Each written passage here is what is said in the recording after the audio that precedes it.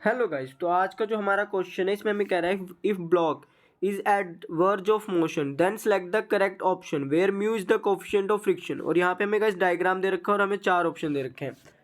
तो गाइस हमें क्वेश्चन में कह रखा है कि जो ब्लॉक है वो वर्ज ऑफ मोशन पे है, ठीक है। इसका मतलब क्या हुआ कि जो ब्लॉक है इस पे अभी इस वक्त मैक्सिमम फ्रिक्शनल फोर्स लग रही है और मैं कह सकता हूँ इस ब्लॉक पे लिमिटिंग फ्रिक्शनल फोर्स लग रही है। तो गाइस यहाँ पे हमारा टारगेट होगा कि हम ये भी देखेंगे कि इस ब्लॉक को खींचने के लिए कितनी फोर्स लग रही है और यहीं पे हम फाइंड आउट करेंगे, देखेंगे कि जो इस ब्लॉक पे मैक्सिमम फ्रिक्शनल फोर्स कितनी लग रही है। तो गाइस उसके लिए मैंने क्या किया है कि यहाँ पे आप देख सकते हैं ये हमारा डायग्राम मैंने एक बना रखा है। ये ब्लॉक है, ये हमें क्वेश्चन में ही एफ दे रखा है, तो हमें पता है इसके दो कंपोनेंट हो जाएंगे। यहाँ पे होगा एफ कोस थीटा, क्योंकि ये वाला जो एफ है हमें क्वेश्चन में दे रखा है कि ये वर्टिकल से थीटा एंगल बना रहा है, इसलिए जो हमारा ये वाला कंपोनेंट होगा ये होगा एफ कोस थीटा और जो ये वाला कंपोनेंट होगा ये होगा हमारा एफ साइन थीटा। और डाउनवर्ड हमें पता है कि एम जी लग रहा होगा। अब गाइस क्या होगा कि हमें पता है कि जो फ्रिक्शनल फोर्स है वो किस पे डिपेंड करती है, नॉर्मल रिएक्शन पे डिपेंड करती है। तो हमारा टारगेट होगा कि हम इस पूरे डायग्राम को देख के पता करें कि नॉर्मल रिएक्शन कितना है। तो गाइस आप देख सकते हैं कि जो एम जी है वो डाउनवर्ड लग रहा है और एफ कोस थीटा वो अपवर्ड लग रहा है। तो हम कह सकते हैं कि एम जी, या मैं ये कह सकता हूँ कि जो ये ब्लॉक है इस वाली सरफेस पे, रफ सरफेस पे पूरी एम जी की फोर्स नहीं लगा रहा होगा, उससे कम लगा रहा होगा, क्योंकि एफ कोस थीटा वो अपोज कर रहा है एम जी को। तो मैं यहाँ कह सकता हूँ कि जो ये एम ब्लॉक है ये सरफेस पे कितनी फोर्स लगा रहेगा, ये लगा रहेगा m g minus f cos theta. तो इतनी ही सरफेस इस ब्लॉक पे नॉर्मल रिएक्शन लगाएगी।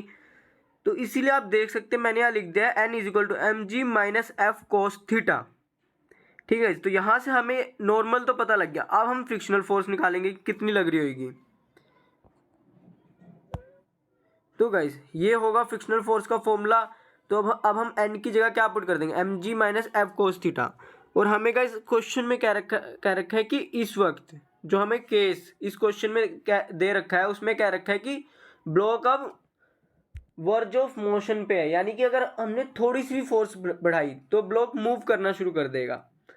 तो हमें पता है कि इस वक्त फ्रिक्शनल फोर्स की मैक्सिमम वैल्यू लग रही होगी और हमें पता है कि जो फ्रिक्शनल फोर्स होगी उसकी वैल्यू किसकी इक्वल होगी, यहाँ पे एफ साइन थीटा के इक्वल, ठीक है गाइस। ये तो गाइस मैं कह सकता हूँ क्योंकि वर्ज ऑफ मोशन पे है, यानी कि ब्लॉक रुका हुआ है। अगर रुका हुआ है तो क्यों रुका हुआ है, क्योंकि जो एफ साइन थीटा लग रहा है उसको कौन काउंटर कर रहा है, उसको काउंटर कर रही है फ्रिक्शनल फोर्स। इसीलिए मैंने यहाँ पे लिख दिया है f sine theta is equal to f, ठीक है। तो अब आप यहाँ पे लिख सकते हैं कि f sine theta is equal to किसकी हो जाएगा, mu M g minus mu f cos theta के इक्वल हो जाएगा। तो यहाँ से क्या होगा कि ये जो minus mu f cos theta है ये हमारा लेफ्ट हैंड साइड आ जाएगा तो प्लस में कन्वर्ट हो जाएगा। तो यहाँ पे होएगा f sine theta plus mu f cos theta is equal to mu M g. और यहाँ से अब हम क्या करेंगे कि एफ को कॉमन ले लेंगे और ब्रैकेट में रह जाएगा हमारा sine theta plus mu cos theta is equal to mu M G. यहाँ से जो हमारा एफ आएगा वो आएगा F is equal to mu M G upon में sine theta plus mu cos theta. तो इस हिसाब से अगर आप देखेंगे तो इस क्वेश्चन के लिए जो सही ऑप्शन होगा वो होगा ऑप्शन नंबर सेकेंड। और गाइज अगर आपको अभी इस क्वेश्चन में कोई डाउट है तो कमेंट सेक्शन में पूछेगा। Thank you guys.